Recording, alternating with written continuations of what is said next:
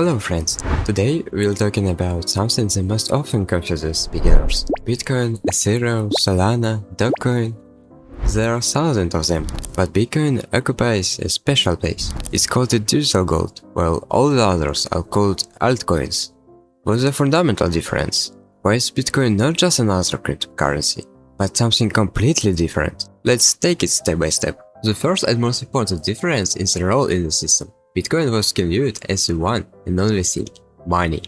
It's a digital alternative to cash, unconfiscatable, unblockable, and inexhaustible. Its creator, Satoshi Nakamoto, describes this in famous paper, Bitcoin, a peer-to-peer electronic cash system, period. No smart contracts, no apps, no games. Simply the transfer of value from point A to point B, without intermediaries. Now look at other coins. Ethereum, for example, was created not as money, but as a platform. It's a giant decentralized computer that can run programs. Its power-ups, games, exchanges and lending. Ethereum within this system is a fuel. It's used to pay for computations. Solana, Cardano and Avalanche are also platforms.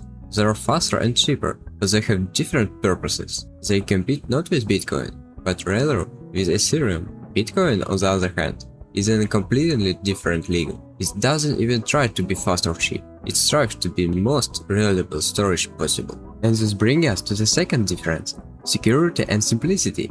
The simpler the system, the harder it is to hack. Bitcoin is deliberately conservative. Its programming language is limited. Its functionality is minimal. You can't write a complex smart contract that could contain a bug.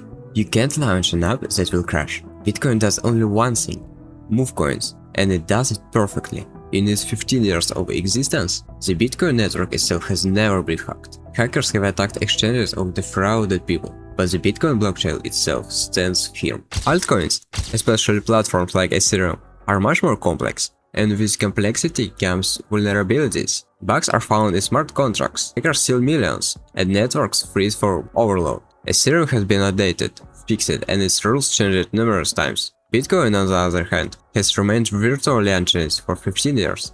If changes were made, they would be minimal and implemented with extreme caution. Conservatism isn't a drawback, but a key advantage when it comes to storing savings. The third difference is the limited supply. Yes, many cryptocurrencies also have a limited supply, but for Bitcoin, this limit isn't simply hard-coded into its code.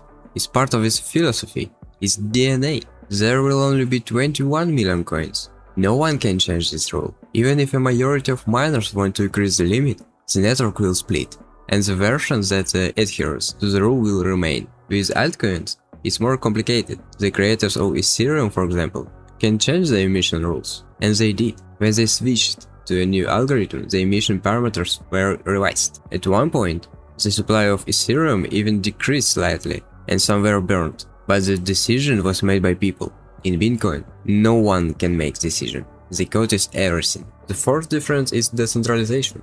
Not a theory, but in practice. Bitcoin is mined by millions of devices all over the world. It's a truly distributed network. Large mining pools exist, but they can't agree and take over the network because the others will always emerge. Now let's look at many altcoins. They are often created by a single company, foundation, or group of developers. They have founders known to everyone, they have offices, they have teams. If something happens to this team, if they lose interest, the project can simply die.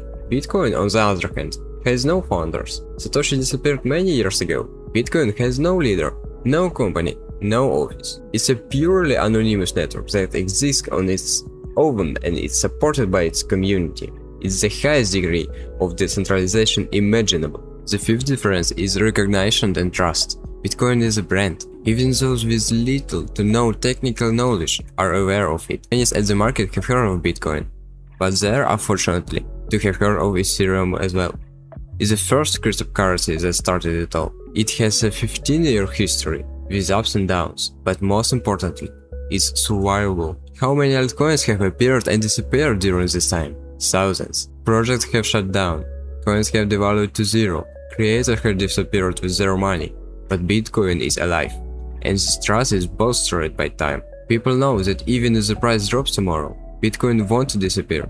The network will continue to function, and miners will continue to mine blocks. And the last thing worth mentioning is adoption. Bitcoin is accepted as a means of payment all over the world. Large companies, hotels, Airlines and restaurants. This is still rare for altcoins. If you show up at a store with Dogecoin, you'll likely get a puzzled look. Bitcoin has become the standard. It's like the dollar in the crypto world. Everything else is measured against Bitcoin, not the other way around. So what's the deal? Bitcoin isn't just the first coin that was later copied. It's a fundamentally different asset class. It's as simple as possible, as secure as possible, as decentralized as possible, and as limited as possible. Altcoins are experiments, attempts to add a new functionality, make things faster, cheaper, and more convenient, but prepare for it with complexity and risk. Bitcoin doesn't try to be best in everything. It tries to be perfect in one thing, being a reliable store of value that doesn't depend on anyone. So when you hear the phrase cryptocurrency, remember that Bitcoin occupies a special place within this concept. It's not just one of many, it's the foundation upon which the entire world of digital money is built. What do you think, friends? Do altcoins have a chance of ever catching up to Bitcoin in terms of reliability and trust? Let us know in the comments. If you would like to see more videos on other interesting topics, subscribe to the channel and click the bell to receive notification about new releases. See you next time.